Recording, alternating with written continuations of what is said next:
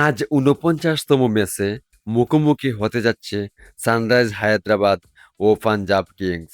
IPL ২০২৬ আসরে এই মধ্যকার ম্যাচ ঘিরে ক্রিকেট ভক্তদের মধ্যে তৈরি হয়েছে নানা জল্পনা-কল্পনা। ভিডিওটি শেষ পর্যন্ত দেখতে থাকুন এবং চ্যানেলটি সাবস্ক্রাইব করুন। ম্যাচটি অনুষ্ঠিত হবে ৬ মে বাংলাদেশ সময় রাত ৮টায় এবং স্থানীয় সময় সন্ধ্যা ৭টা ৩০ মিনিটে।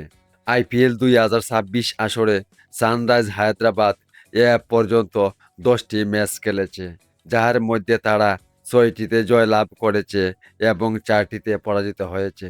অন্যদিকে আইপিএল ২০২৬ আসরে পাঞ্জাব কিংস এখন পর্যন্ত দুর্দান্ত ফর্মে রয়েছে।